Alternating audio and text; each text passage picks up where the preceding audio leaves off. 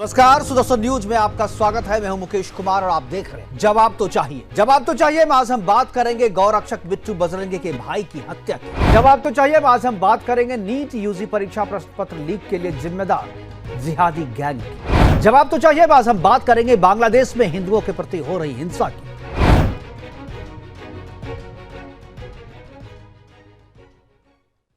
नमस्कार, सुदर्शन न्यूज में आपका स्वागत है। मैं हूं मुकेश कुमार और आप देख रहे हैं जवाब तो चाहिए।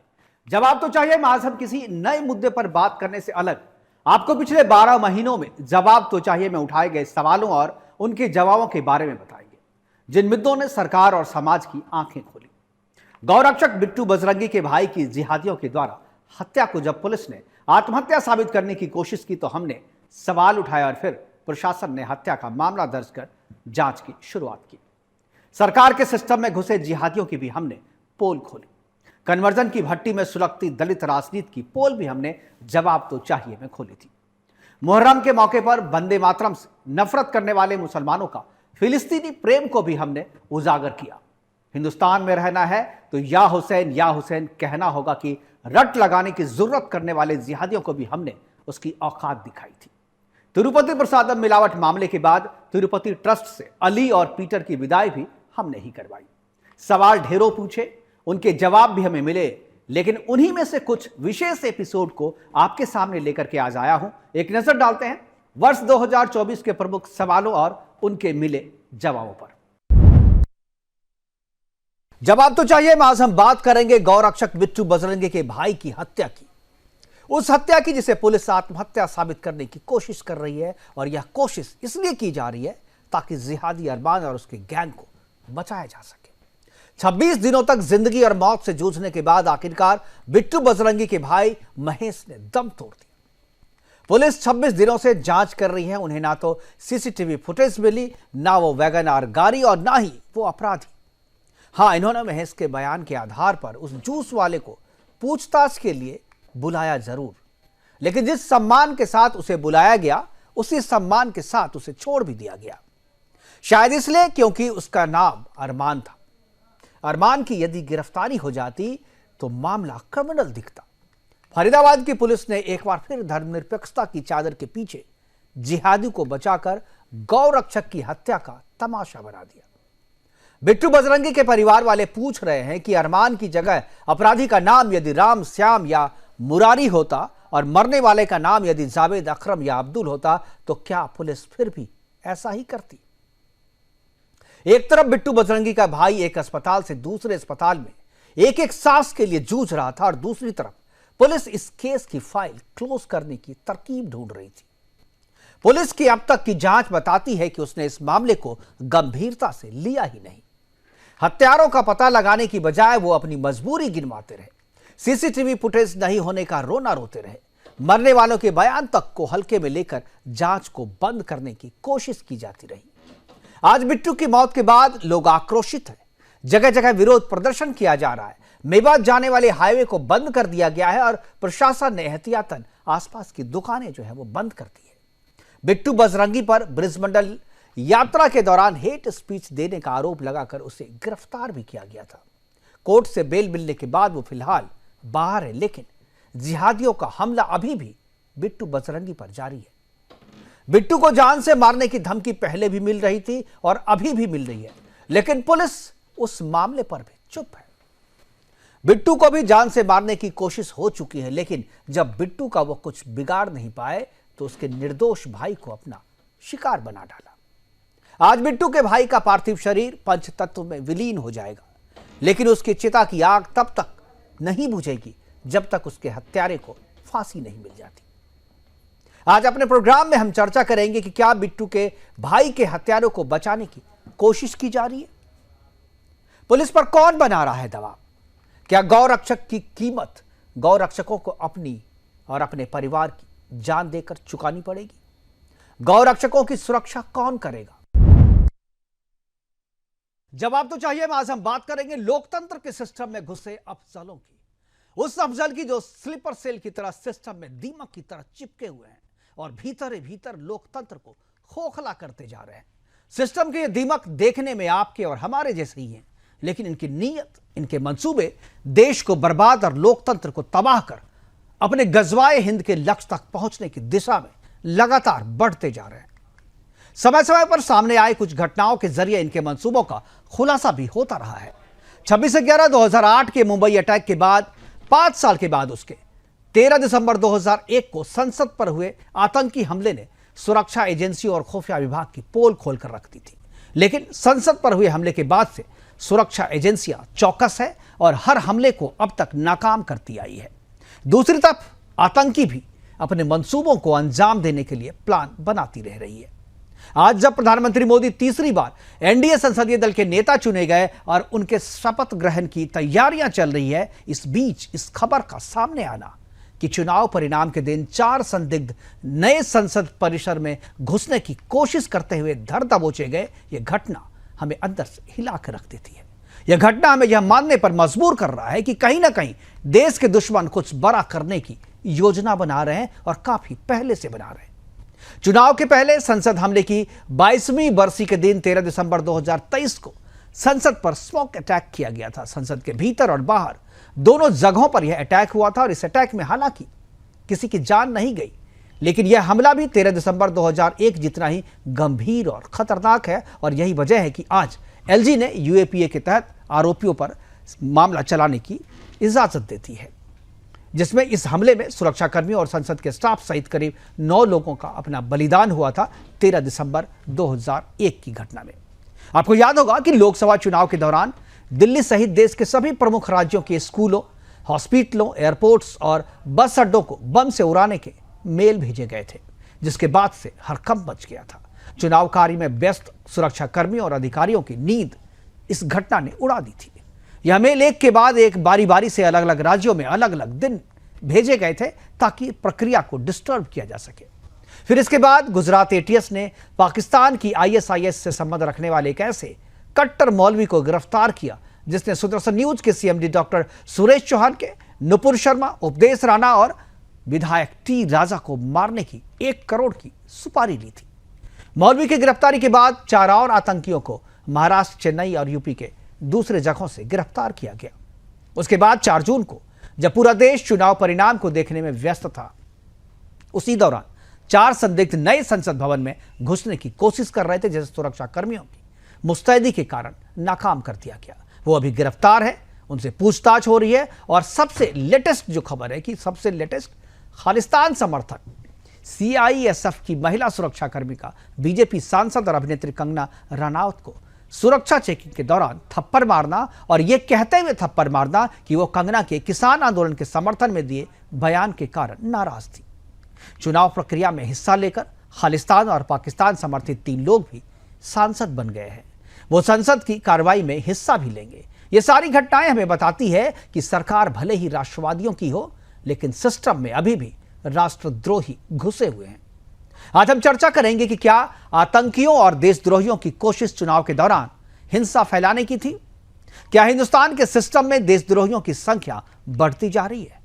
क्या संसद में खालिस्तान और पाकिस्तान समर्थक सांसदों के पहुंचने से कमजोर हुआ है हिंदुस्तान का लोकतंत्र? सिस्टम और संसद के भीतर के अफसर की कैसे होगी पहचान? जवाब तो चाहिए। आज हम बात करेंगे अपने बयानों और विचारों से विवाद में रहने वाले एआईएमआईएम सांसद असदुद्दीन ओवैसी की। ओवैसी भाग्यनगर से सांसद है, वही भाग्यनगर जिसे हम हैदराबाद के नाम से भी जानते हैं। ओवैसी और कंट्रोवर्सी दोनों साथ साथ चलते हैं।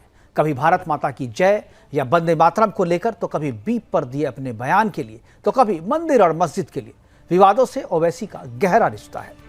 पेशे से बैरिस्टर ओवैसी अपनी हर बात नाप तौल कर बोलते हैं और उनकी कोशिश यह होती है कि बयान से बवाल तो हो, लेकिन कानून की सीमा का अतिक्रमण ना हो। लेकिन 18वीं लोकसभा के सदस्य के रूप में सदस्यता ग्रहण करने के दौरान उन्होंने जो बातें कही, उनकी शिकायत राष्ट्रपति से हो गई। ओवैसी ने 5वीं बार संसद के सदस्य के रूप में सदस्यता ग्रहण की और एक बार फिर उन्होंने संविधान के नाम पर शपथ नहीं ली। हर बार ओवैसी ने खुदा के नाम पर शपथ की, शुरुआत कर अल्लाहू अकबर के नाम पर उसे खत्म किया है।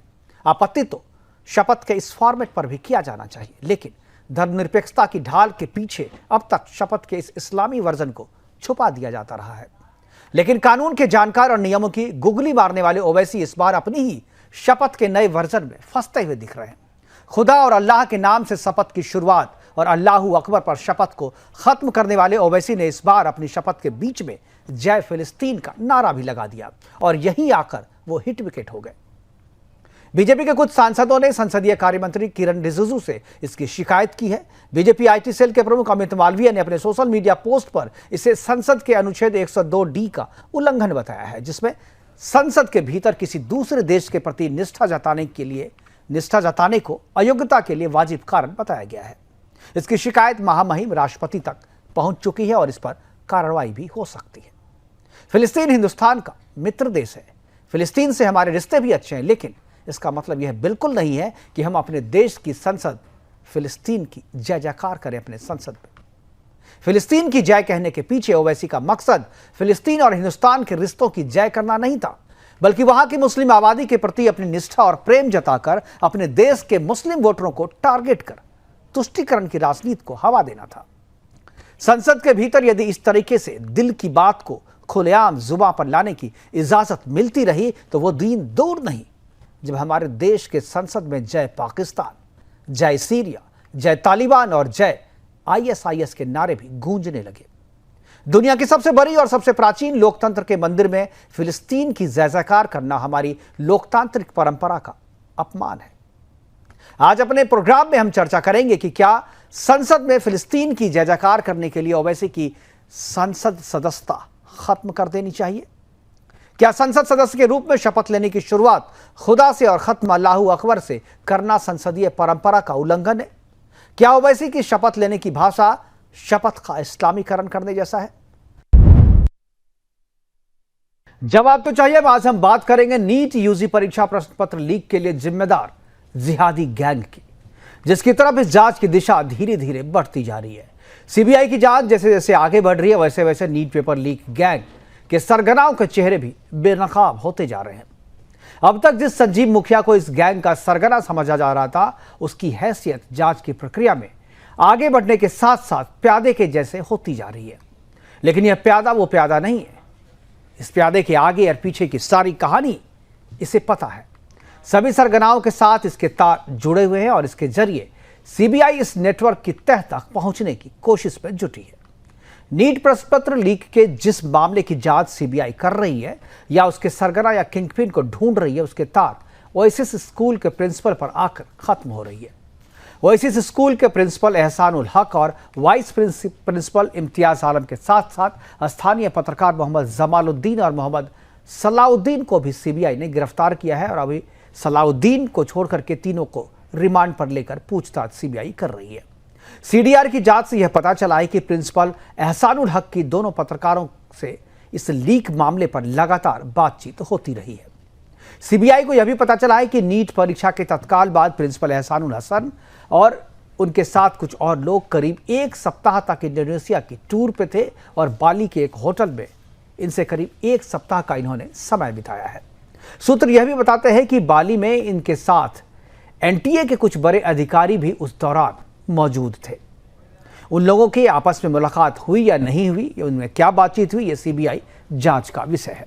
इतना ही नहीं, गैंग के संबंध हजारीबाग और पटना के कुछ बड़े कोचिंग सेंटर के मालिकों के साथ भी बताए जा रहे हैं। इन कोचिंग सेंटर से मोटी रकम के बदले उन्हें भी प्रश्न पत्र उपलब्ध कराया गया था।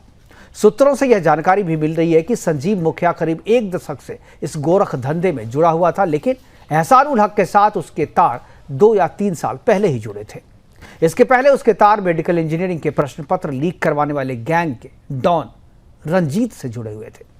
दोनों एक ही जिले के बासिंदा हैं और रंजीत डॉन के गैंग में भी संजीव मुखिया जुड़ा हुआ था, लेकिन उस समय चूंकि उनका शुरुआती इसका टेन्योर चल रहा था, शुरुआती इसके दिन थे, और उस गैंग में भी यह कैंडिडेट का जुगाड़ करता था जो पैसे देते थे और पैसे लेकर के उन्हें प्रश्न पत्र उपलब्ध करवाया जाता था। रंजीत गैंग में भी मुखिया की हैसियत उस समय बहुत छोटे से एक प्यादी की थी, लेकिन वहां से उसने नेटवर्किंग के सारे तार को समझ लिया था।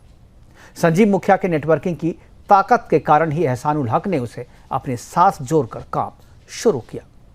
यह गैंग केवल 2024 के नीट पेपर को ही नहीं, बल्कि इससे अंदेशा लगाया जा रहा है कि पहले भी यह गैंग जो है और भी परीक्षा के प्रश्न पत्र को यह लीक करवाता रहा है। यह गैंग नीट के पेपर को लीक जो करवाता रहा है, इसकी जांच चल रही है कि क्या बातचीत में सीबीआई यह भी जानने की कोशिश कर रही है कि क्या 2024 के पहले के परीक्षा में भी इस गैंग ने प्रश्न पत्र लीक करवाए थे। सीबीआई इस एंगल से भी गिरफ्तार लोगों से पूछताछ कर रही है। और आज हम अपने प्रोग्राम में चर्चा करेंगे कि क्या नीट पेपर का मामला धीरे धीरे जिहादी गैंग की तरफ बढ़ता जा रहा है। क्या इस गिरोह के सरगनाओं का संबंध एनटीए के किसी बड़े अधिकारी से भी है। क्या यह गैंग इससे पहले भी प्रश्न पत्र लीक करवाता रहा है और क्या यह गैंग केवल नीट के प्रश्न पत्र ही लीक करवाता था या दूसरी परीक्षाओं के प्रश्न पत्र भी लीक करवाने में इनकी भूमिका थी। इस पर भी चर्चा होगी, इस पर भी जानने की कोशिश करेंगे। और सीबीआई जो है इस पर भी पूछताछ कर रही है कि क्या ये केवल नीट का मसला है या दूसरे जो एग्जाम होते हैं बिहार में, उत्तर प्रदेश में या राजस्थान में, वहां जो प्रश्न पत्र लीक हो रहे हैं क्या उन गैंगों के साथ भी इनके संबंध है। जवाब तो चाहिए। आज हम बात करेंगे हाथरस हादसे में मारे गए लोगों के आंसुओं और दर्द पर राजनीति करने वाले लोगों की, पीड़ित और दलित परिवारों को मदद का मरहम लगाकर अपनी राजनीतिक रोटियां सेकने वालों की। कोई मुआवजा बढ़ाने की बात कर रहा है तो कोई 10,000 और 5,000 की सांकेतिक मदद राशि देकर पीड़ितों के जख्म को कुरेद कर अपनी राजनीति चमका रहा है। जमीयत उलेमाए हिंद के अरशद मदनी ने हाथरस हादसे में मारे गए लोगों के परिजनों से मिलने के लिए अपना एक प्रतिनिधिमंडल भेजा, जिसने पीड़ितों से मिलकर उसका हालचाल जाना और उन्हें अरशद मदनी की तरफ से मृतक के परिवारों को 10,000 और घायलों के परिवार को 5,000 की मदद देने की घोषणा की। पीड़ितों की मदद कोई भी करे अच्छी बात है, लेकिन मदद का मकसद यदि मानवीय ना होकर अपना राजनीतिक समीकरण बिठाना हो तो फिर पीड़ा होती है। हज यात्रा के दौरान भी भगदड़ मची थी। 2,000 से ज्यादा लोगों की जान चली गई थी मक्का में, जिनमें से 100 से ज्यादा मुसलमान भारत के थे। लेकिन उनके परिवारों को मदद देने के लिए जमीयत उलेमाए हिंद की तरफ से कोई नहीं गया। मदद तो छोड़िए, हालचाल जानने तक के लिए या मातम पुरसी के लिए भी जमीयत का कोई भी व्यक्ति पीड़ित के घर तक नहीं गया। लेकिन हाथरस हादसे के शिकार पीड़ितों के घर जमीयत पहुंच गई। हाथरस के पीड़ितों के घर जाना, उनका हालचाल जानना, उन्हें मदद की चटनी चटाने के पीछे की कहानी स्वार्थ और जातीय समीकरण की राजनीति से ओतप्रोत है। माई समीकरण के बूते दशकों तक सत्ता की रोटी सेकने वालों को बदलते राजनीतिक माहौल में एक और जातीय बैसाखी की जरूरत महसूस हुई है और उन्हें हिंदुओं का एक और टुकड़ा करने की सुपारी उन लोगों ने ले ली। विपक्ष के इस जातीय राजनीति के मूल में हिंदू घृणा है। वो हिंदुओं को जातियों में बांटकर उन्हें कमजोर कर उसका राजनीतिक शोषण करना चाहते हैं। हाथरस के पीड़ितों को मदद की मामूली रकम पहुंचाने के पीछे जमीयत की सोच पीड़ितों के बीच अपनी शाख जमाने की है, अपने मुस्लिम यादव समीकरण में दलित वोट बैंक को जोड़कर विजयी समीकरण खड़ा करने का। यह मदद का इस्तेमाल भी फेविकॉल की तरह दलित मुस्लिम गठजोड़ को मजबूत करने के लिए करने की कोशिश की जा रही। दरअसल 80 और 20 की लड़ाई में मुंह की खाने के बाद विपक्ष के थिंक टैंकों ने बहुसंख्यक हिंदुओं को बांटने का जो फार्मूला बनाया है, हिंदुओं के विशाल वोट बैंक को कमजोर करने के लिए उनके टुकड़े टुकड़े करने की रणनीति तैयार की गई है। और इसी रणनीति के तहत दलितों और आदिवासियों का कहीं धर्म परिवर्तन करवाया जा रहा है तो कहीं मदद की मेहरबानी से दिल जीतने का सस्ता प्रयास किया जा रहा है। 2024 के लोकसभा चुनाव परिणाम आने के बाद जमीयत ने यह भी कहा था कि चुनाव में मुसलमानों ने बीजेपी से अपना बदला ले लिया है। इन सारे घटनाक्रम को यदि आप एक साथ देखेंगे तो साफ हो जाएगा कि जमीयत की मदद का आधार मानवीय नहीं बल्कि राजनीतिक है। आज अपने प्रोग्राम में हम चर्चा करेंगे कि क्या हाथरस के पीड़ितों की मदद के पीछे जमीयत उलेमाए हिंद का मकसद राजनीतिक है। क्या मुस्लिम दलित गठजोड़ को मजबूत करने के मकसद से मदद की मेहरबानी की गई है। क्या जमीयत का यह प्रयास हिंदुओं को बांटने के लिए है। हाथरस के पीड़ितों के लिए जमीयत उलेमाए हिंद की मदद का जो हाथ बढ़ाया गया है, वही हाथ हज के पीड़ितों के लिए क्यों नहीं बढ़ा। जवाब तो चाहिए। आज हम चर्चा करेंगे तमिलनाडु के बसपा प्रदेश अध्यक्ष दलित आर्मस्ट्रांग की मौत पर हो रही दलित राजनीति की। तमिलनाडु में बसपा के प्रदेश अध्यक्ष अंबेडकरवादी नेता आर्मस्ट्रांग की हत्या केवल राज्य के लॉ एंड ऑर्डर का सवाल नहीं है, बल्कि दलितों के कन्वर्जन, आरक्षण के अधिकार के बीच की भी लड़ाई बताई जा रही है। तमिलनाडु में बसपा नेता की हत्या की जांच सीबीआई से कराने की मांग मायावती ने की है। बीजेपी ने एससी और मानवाधिकार आयोग से मामले की जांच की शिकायत की है। दिल्ली में उन्होंने भी अपना बयान दर्ज कराया है और विरोध दर्ज कराया है। अपने नेता की हत्या के 2 दिन के बाद मायावती ने तमिलनाडु जाकर उनके परिवार वालों से मुलाकात कर स्टालिन सरकार के लॉ एंड ऑर्डर पर सवाल खड़े किए। पेशे से अधिवक्ता और समाजसेवी आर्मस्ट्रांग अपने क्षेत्र में पॉपुलर थे। लोगों के बीच इतने ज्यादा लोकप्रिय थे कि पार्षद का चुनाव उन्होंने निर्दलीय ही जीत लिया था। उसके बाद उन्होंने मुख्यमंत्री स्टालिन के खिलाफ भी विधानसभा का चुनाव लड़ा था, लेकिन वो जीत नहीं सके थे। आर्मस्ट्रांग तमिलनाडु की राजनीति में चर्चा में तब आए जब उन्होंने मायावती की सफल रैली करवाई। इस रैली के बाद से तमिलनाडु की राजनीति में उनकी चर्चा उभरते हुए मजबूत दलित नेता के रूप में होने लगी और मायावती भी उत्तर भारत से दक्षिण भारत की दलित राजनीति में सेंध मारने का आर्मस्ट्रांग के जरिए सपना देखने लगी। कन्वर्जन की समस्या और दलितों की स्थिति पर बीजेपी की भी नजर है और इसी वोट बैंक को साथ कर बीजेपी भी तमिलनाडु में मजबूत हुई है। भारत की 1/4 आबादी एससी मतलब दलित है, जिनमें कन्वर्टेड मुस्लिम और ईसाई दोनों की संख्या भी शामिल है। सामाजिक तौर पर पिछड़े दलितों को समाज की मुख्य धारा में शामिल करने के लिए संविधान में जो आरक्षण की व्यवस्था की गई थी, लेकिन उन्हें मिलने वाले आरक्षण का लाभ उन्हें पूरा नहीं मिल पा रहा, क्योंकि बड़ी संख्या में दलितों का धर्मांतरण कर उनका हक मुस्लिमों और ईसाइयों ने अपने हिस्से में कर लिया है या करते जा रहे हैं। जिन दलितों ने बिना कन्वर्ट हुए आरक्षण का लाभ लेकर अपनी सामाजिक और आर्थिक स्थिति मजबूत कर ली है, वो भी अपने समाज के लोगों को आगे बढ़ाने के लिए कुछ ज्यादा नहीं कर रहे। साथ में ये बात भी सही है कि आरक्षण का लाभ लेकर आगे बढ़े दलितों ने कभी भी धर्म नहीं छोड़ा, कन्वर्ट नहीं हुए, वो हिंदू धर्म में बने रहे और आर्थिक स्थिति मजबूत होने के साथ हिंदू धर्म में उनकी आस्था भी मजबूत होती चली गई। केवल तमिलनाडु ही नहीं बल्कि दक्षिण के तमाम राज्य जहां दलितों की आबादी साइजेबल है, वहां ईसाई मिशनरियां सक्रिय है, लेकिन इनकी सक्रियता समाज के उन वर्गों तक ही सीमित है जिनकी आर्थिक स्थिति कमजोर है। मतलब ये कि कन्वर्जन की भट्टी में दलित राजनीति को सुलगाया जा रहा है और सभी राजनीतिक दल अपनी अपनी जरूरत के हिसाब से इस सुलगती आग में अपनी राजनीतिक रोटियां सेक रहे हैं। आज अपने प्रोग्राम में हम चर्चा करेंगे कि क्या कन्वर्जन की भट्टी में दलित आरक्षण के हक को झोंका जा रहा है? क्या तमिलनाडु में बसपा प्रदेश अध्यक्ष की हत्या एक राजनीतिक हत्या है? क्या आर्मस्ट्रांग के जरिए मायावती दक्षिण की राजनीति में जमाना चाहती थी पैर? क्या विपक्ष के दक्षिण और उत्तर की राजनीतिक धुरी दलितों पर टिकी है? क्या हिंदुओं को टुकड़े टुकड़े करने के लिए दलितों पर राजनीति हो रही है? जवाब तो चाहिए। आज हम बात करेंगे हिंदुस्तान में बन रहे छोटे छोटे पाकिस्तान की, हिंदू आबादी के बीच अचानक बढ़ रहे मुस्लिम आबादी की और बढ़ती आबादी के कारण खड़े होने वाले समस्याओं की। हिंदुस्तान में बेतहासा बढ़ती मुस्लिमों की आबादी ने नाक में दम कर रखा है। दरभंगा में मुहर्रम के जुलूस के दौरान कुछ मुस्लिम युवकों ने फिलिस्तीन का झंडा लहराकर लोगों को भारत में पाकिस्तान होने का एहसास एक बार फिर से करा दिया। एक देश में तिरंगा के प्रति इनके दिल में कितनी नफरत है और कितनी श्रद्धा है, वो भी इस घटना से सामने आती है। दरभंगा की बात करने के बीच ही जलगांव से एक खबर भी आई है जो हमारी और आपकी चिंता बढ़ा रही है। महाराष्ट्र के जलगांव से गुजर रही यात्री ट्रेन पर मुसलमानों ने पत्थरबाजी की। सैकड़ों की भीड़ ने ट्रेन को रोकने की कोशिश की, लेकिन ड्राइवर की सूझबूझ से ट्रेन वहां से निकलने में सफल रही। लेकिन ट्रेन की गति कम होने के कारण उसका फायदा उठाकर जिहादी मानसिकता के मुस्लिमों ने ट्रेन पर ताबड़तोड़ पत्थरबाजी कर दी, जिससे दर्जनों यात्री घायल हो गए। यह पत्थरबाजी बेवजह की गई थी।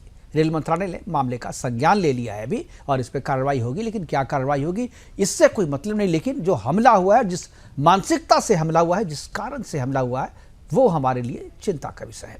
लेकिन सवाल महत्वपूर्ण यह है कि क्या मुस्लिम बहुल इलाकों से गुजरने वाली ट्रेनों के लिए अलग से सुरक्षा की व्यवस्था कर दी होगी? यह समस्या जलगांव या दरभंगा की नहीं बल्कि हर उस शहर या कस्बे की है जहां मुस्लिमों की आबादी बेतहासा बढ़ी है। बिहार के दरभंगा में फिलिस्तीन का झंडा लहराने का आइडिया मुसलमानों को AIMIM सांसद असदुद्दीन ओवैसी ने दिया था। संसद सदस्यता की शपथ लेने के दौरान ओवैसी ने जय फिलिस्तीन का जयकारा लगाया था और उसके खिलाफ कोई कार्रवाई नहीं की गई और संदेश टूल गैंग के जरिए दरभंगा तक या यूं कहें कि जमीन तक पहुंचा दिया गया। आज दरभंगा में फिलिस्तीन का झंडा लहराया गया, कल दिल्ली में, लखनऊ में, भोपाल में, कहीं भी लहराया जा सकता है। पाकिस्तान का झंडा दरभंगा में पहले ही लहराया जा चुका है। दरभंगा में रामनवमी की शोभा यात्रा पर तेजाबी हमले भी हो चुके हैं। रामनवमी के दौरान हिंदू राष्ट्र का बैनर लगाने पर हिंदू कार्यकर्ताओं पर FIR भी दर्ज कराया जा चुका है यहां पर, जब वहां पर RJD की सरकार थी। हिंदुस्तान के कानून और तिरंगे के प्रति जिहादियों की नफरत दिनों दिन बढ़ती जा रही है। इनका दुस्साहस भी अपनी सीमा को पार करता जा रहा है। आज अपने प्रोग्राम में हम चर्चा करेंगे कि भारत में फिलिस्तीन का झंडा लहराकर मुसलमान क्या संदेश देना चाहते हैं। क्या भारत में फिलिस्तीन का झंडा लहराना तिरंगे का अपमान नहीं है? क्या जलगांव में ट्रेन पर जिहादियों द्वारा किया गया पथराव मस्जिदों की बढ़ती आबादी का नतीजा है? क्या भारत में मुस्लिमों की बढ़ती आबादी देश के लोकतंत्र पर खतरा है? जवाब तो चाहिए, जवाब तो चाहिए। हम आज बात करेंगे मुहर्रम के जुलूस के दौरान मुसलमानों के द्वारा किए जा रहे उपद्रवों की। पूरे हिंदुस्तान में मुहर्रम के जुलूस के दौरान मुसलमानों द्वारा मचाए जा रहे उत्पात की, देश के संसाधनों पर अपना पहला अधिकार समझकर राष्ट्र की संपत्ति को क्षतिग्रस्त करने वालों की, मुहर्रम की जुलूस में फिलिस्तीन का झंडा लहराने वालों की। कश्मीर के श्रीनगर में और बिहार के दरभंगा और नवादा में जुलूस के दौरान फिलिस्तीन के झंडे लहराए गए। बिहार के ही समस्तीपुर में मुहर्रम के जुलूस के दौरान उपद्रवियों ने हथियार लहराए, हिंदुओं की गाड़ियों को चुन चुन कर निशाना बनाया और तलवार के हमले से गाड़ियों के शीशे तोड़ दिए। खुलेआम केवल गाड़ियां ही नहीं तोड़ी गई बल्कि लोगों से मारपीट और बदसलूकी भी की गई। मुहर्रम खुद को तकलीफ देकर करबला के मैदान में हुसैन की शहादत को याद करने का दिन है, लेकिन हिंदुस्तान के मुसलमानों के लिए मुहर्रम का जुलूस लोगों को तकलीफ देने का, हिंदुस्तान को तकलीफ देने का दिन होता जा रहा है। उत्तर प्रदेश के अमेठी में मुहर्रम के जुलूस में देशद्रोहियों ने तो सारी सीमाएं ही तोड़ दी। जुलूस में शामिल मातम मनाने वाले मुसलमान हुसैन की याद में अपने आप को तकलीफ नहीं दे रहे थे बल्कि हिंदुस्तान को तकलीफ देने की योजना बना रहे थे। खुलेआम जिहादियों के द्वारा हिंदुस्तान में रहना है तो या हुसैन कहना है कि नारे लगाए जा रहे थे, जोर जोर से लगाए जा रहे थे और लगातार लगाए जा रहे थे। उत्तर प्रदेश के मुख्यमंत्री योगी आदित्यनाथ ने पिछले दिनों अपने बयान में जो कहा था कि तजिए के नाम पर पहले सड़कें सूनी हो जाती थी, घर तोड़ दिए जाते थे, पीपल काट दिए जाते थे, लेकिन अब नियमों के हिसाब से पर्व मनाया जा रहा है। अमेठी में मुहर्रम की जुलूस निकालने वालों की यह बात या उनके द्वारा कहा गया यह नारा कि हिंदुस्तान में रहना है तो या हुसैन कहना है, मुख्यमंत्री के इस बयान को चुनौती है। 2024 के चुनाव परिणाम आने के बाद मुहर्रम मनाने वाली कौम की हिम्मत और बढ़ी है। पिछले 10 वर्षों में मोदी के शासन में जो लोग नियमों का पालन करने सीख गए थे, अब नियमों और संविधान की खुलेआम धज्जियां उड़ाने लगे हैं। मुहर्रम का मातम जुलूस निकालने वालों तक ही सीमित नहीं रहे, इसके लिए जरूरी है कि समय रहते नियम और कानून की कड़वी घूंट इन्हें पिला दी जाए। आज अपने प्रोग्राम में हम चर्चा करेंगे कि क्या मुहर्रम के जुलूस में हथियारों के हिंसक प्रदर्शन पर रोक लगना चाहिए? क्या मोदी के तीसरे शासनकाल में मुसलमानों का मनोबल बढ़ रहा है? मुहर्रम में हिंदुस्तान में रहना है तो या हुसैन कहने का नारा क्या लोकतंत्र की चुनौती है? शुक्रवार को कर्नाटक कैबिनेट में सिद्धारमैया सरकार ने रामनगर जिले का नाम बदलने के फैसले पर मुहर लगा दी। रामनगर जिले का नाम बदलकर दक्षिणी बेंगलुरु रखा जा रहा है। राजस्व विभाग से इस संबंध में अधिसूचना जारी करने की प्रक्रिया भी शुरू हो चुकी है। आपको बता दें कि कर्नाटक में 31 जिले हैं, जिनमें से केवल एक जिले का नाम श्री राम के नाम पर है, रामनगरम। उस एकमात्र नाम को कर्नाटक की राम विरोधी कांग्रेस सरकार मिटा देना चाहती है। नाम बदलने के पीछे जो तर्क दिया जा रहा है वो और भी ज्यादा हास्यास्पद है। सरकार का तर्क है कि ब्रांड बेंगलुरु को ध्यान में रखकर ही रामनगर का नाम बदलकर दक्षिण बेंगलुरु रखा जा रहा है। राम विरोधी कांग्रेस को लगता है कि राम ब्रांड बेंगलुरु से ज्यादा छोटा है। दरअसल ब्रांड के नाम पर कांग्रेस राम के नाम को मिटाकर अपने तुष्टीकरण की राजनीति के एजेंडे को ही आगे बढ़ा रही है। तमिलनाडु से सटे कर्नाटक के इस जिले की डेमोग्राफी को बदलने की साजिश पहले से चल रही थी। रामनगर में हिंदू बहुसंख्यक हैं, लेकिन पिछले 4 दशकों में मुस्लिम और क्रिश्चियन आबादी तेजी से बढ़ रही है। एक अनुमान के मुताबिक रामनगर में पिछले 4 दशकों में हिंदू आबादी 75 से घटकर 68% यानी 68% रह गई, जबकि मुसलमानों की आबादी 14% से बढ़कर 23% और क्रिश्चियन की आबादी 1% से बढ़कर 4% हो गई है। बेंगलुरु से सटे होने के कारण रियल एस्टेट कंपनियों की नजर भी रामनगर की धरती पर है। जानकारों का यह भी कहना है कि रियल एस्टेट कंपनी के बड़े मुस्लिम प्लेयर्स के दबाव में रामनगरम का नाम दक्षिण बेंगलुरु किया जा रहा है। ऐसा इसलिए क्योंकि इन कंपनियों को अपने प्रोजेक्ट पर राम का नाम लिखना सरिया की नजर से नागवार लग रहा था। कर्नाटक की छोड़ दीजिए, जिस बेंगलुरु को ब्रांड बेंगलुरु बनाने की बात चल रही है, उस बेंगलुरु में समस्याओं का अंबार लगा है। ड्रेनेज सिस्टम खराब है, वाटर लॉगिंग की समस्या है, ट्रैफिक जाम होता है, पार्किंग की कोई व्यवस्था नहीं है, पॉल्यूशन जैसी मूलभूत जो समस्याएं हैं उस पर सरकार का ध्यान नहीं है। लेकिन जनता को इन समस्याओं के बीच में छोड़कर सरकार राम का नाम मिटाने में पूरी मशीनरी को लगा दी गई है। आज अपने प्रोग्राम में हम चर्चा करेंगे कि क्या कांग्रेस रामनगरम का नाम केवल राम नाम से घृणा के कारण बदल रही है? क्या कांग्रेस शासित दूसरे राज्यों में अब भगवान श्री राम से जुड़े संस्थानों, शहरों और जिलों के नाम भी बदल दिए जाएंगे? क्या कांग्रेस श्री राम के प्रति अपनी घृणा का प्रदर्शन अपने मुस्लिम वोटरों को खुश करने के लिए कर रही है? क्या मिटा पाएगी कांग्रेस राम का नाम, या खुद मिट जाएंगे राम को मिटाने वाले? शव को खेत में फेंक दिया। ममता की पुलिस ने जांच में पहले मुख्य आरोपी को बचाने की कोशिश की, फिर हंगामे के बाद आरोपी गिरफ्तार कर लिए गए, लेकिन जांच भी पूरी कर ली गई, लेकिन सबूतों और जांचों में की गई कोताही के कारण सभी आरोपी कोर्ट से छूट गए। फिर संदेश खाली मामले में भी ममता ने पहले इसे राजनीतिक बताया। पीड़ित महिलाओं के सामने आने के बाद भी उसे झूठा ठहराने की कोशिश की गई। मुख्य आरोपी टीएमसी पार्षद शेख शाहजहां को बचाने के लिए पूरा सिस्टम लगा दिया गया। इन सभी घटनाओं ने धीरे धीरे ममता के लोगों के दिल में ममता के सरकार के प्रति, ममता के सरोकार के प्रति संदेह पैदा करने लगी। और आज जब आरजी कार मेडिकल कॉलेज में ट्रेनी डॉक्टर की हत्या और बलात्कार के मामले में आरोपी को बचाने और मामले की लीपापोती करने की सरकारी कोशिश हुई, तो समर्थकों का गुस्सा बेकाबू हो सड़कों पर आ गया।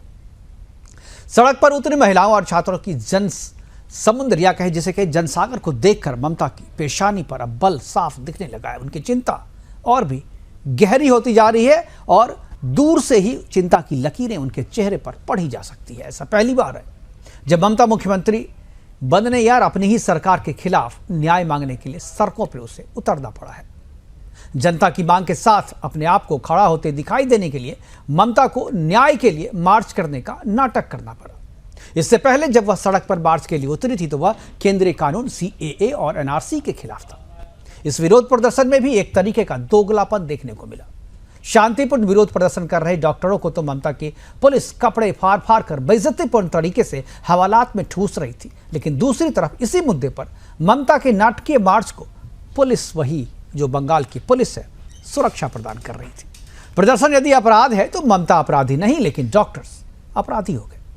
डॉक्टर्स की हड़ताल का नेतृत्व कर रहे आईएमए ने सरकार के सामने 5 मांगे रखी हैं, जिनमें सबसे प्रमुख मांग वो डॉक्टर की सुरक्षा को लेकर है। उनकी मांग है कि जिस प्रकार की सुरक्षा एयरपोर्ट पर होती है, उसी तरीके की सुरक्षा व्यवस्था अस्पतालों में डॉक्टर्स के लिए भी उपलब्ध कराई जाए।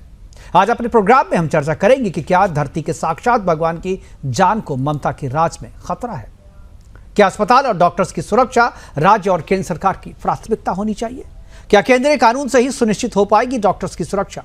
क्या ममता सरकार ने पूरे राज्य को बीमार कर दिया है और उसे इलाज की जरूरत है?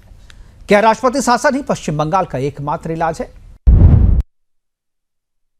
जवाब तो चाहिए। आज हम बात करेंगे श्री वेंकटेश बालाजी तिरुपति मंदिर के प्रबंधन यानी तिरुमला तिरुपति देवस्थानम से गैर हिंदुओं को बाहर करने के बोर्ड के फैसले की। 12 जून 2024 को आंध्र प्रदेश के मुख्यमंत्री के रूप में शपथ लेने के अगले ही दिन चंद्रबाबू नायडू परिवार के साथ तिरुपति में भगवान वेंकटेश्वर स्वामी मंदिर पहुंचे। भगवान वेंकटेश्वर के दर्शन पूजन के बाद मुख्यमंत्री ने तिरुपति तिरुमला मंदिर प्रशासन की शुद्धि के साथ साथ हिंदू धर्म की रक्षा का प्रण भी लिया। उनके साथ उसके कुछ ही दिनों के बाद तिरुपति के महाप्रसादम में गाय और सूअर की चर्बी की मिलावट का मामला सामने आया। लेबोरेटरी जांच में मिलावट का पता चलने के बाद बवाल शुरू हो गया। पूर्ववर्ती जगन मोहन रेड्डी की सरकार और भगवान वेंकटेश्वर में उनकी आस्था का पर सवाल उठने लगे। एक बार फिर हिंदू मंदिरों के प्रबंधन पर गैर हिंदुओं को बाहर करने का मामला तूल पकड़ने लगा। सुदर्शन न्यूज के प्रधान संपादक और सीएमडी डॉक्टर सुरेश चौहान के ने भी कोर्ट में याचिका लगाकर मंदिरों के प्रबंधन से गैर हिंदुओं को बाहर रखने की मांग की और इस मामले की समयबद्ध जांच की मांग की। और अब हिंदुओं के एकजुट प्रयास के परिणाम सामने आने लगे हैं, शुरू होने लगे हैं। और तिरुपति तिरुमला देवस्थानम प्रबंधन ने मंदिर प्रबंधन से मुस्लिमों और क्रिश्चियनों को बाहर करने के निर्देश दिए हैं। तिरुपति तिरुमला देवस्थानम बोर्ड के नवनियुक्त अध्यक्ष बीआर नायडू ने 31 अक्टूबर यानी दीपावली के दिन कहा कि तिरुमला में काम करने वाला हर व्यक्ति हिंदू ही होना चाहिए। उन्होंने आगे कहा कि जो गैर हिंदू मंदिर प्रबंधन में पहले से काम कर रहे हैं, उन्हें दूसरे विभागों में भेजने या उन्हें स्वैच्छिक निवृत्ति, सेवानिवृत्ति यानी वीआरएस देने की तैयारी शुरू हो गई है। मंदिर की पवित्रता की रक्षा के लिए भी काम किए जाने की बात उन्होंने कही। हिंदुओं की एकजुटता का परिणाम तिरुपति तिरुमला मंदिर में देखने को मिल रहा है। इस मामले में जब प्रसाद में गड़बड़ हुआ था, मिलावट हुई थी, उसके बाद से जिस तरीके से आक्रामक हुए थे लोग, उसका परिणाम जो है अब दिखने लगा है। लेकिन देश के दूसरे मंदिरों के प्रबंधन से गैर हिंदुओं को बाहर करने के लिए लड़ाई अभी भी जारी है। तमिलनाडु और केरल के दर्जनों मंदिर अभी भी मुक्ति की राह देख रहे हैं। बालाजी तिरुपति मंदिर के शुद्धिकरण के लिए जो निर्णय टीटीडी प्रबंधन ने लिया, टीटीडी यानी तिरुपति तिरुमला देवस्थानम प्रबंधन ने जो लिया, उसी मॉडल का पालन दूसरे हिंदू मंदिरों की मुक्ति के लिए भी होना चाहिए। आज अपने प्रोग्राम में हम चर्चा करेंगे कि क्या तिरुपति तिरुमला मंदिर प्रबंधन से मुस्लिमों और ईसाइयों को बाहर करने का फैसला रह पाएगा अस्थायी, क्योंकि सरकार बदलने के बाद फैसले अक्सर बदल जाते हैं। क्या मंदिर प्रबंधन में गैर हिंदुओं को शामिल करने का निर्णय हिंदुओं के धर्म को भ्रष्ट करने की साजिश थी? क्या देश के दूसरे मंदिरों को भी गैर हिंदू कर्मचारी और अधिकारियों से मिल पाएगी मुक्ति?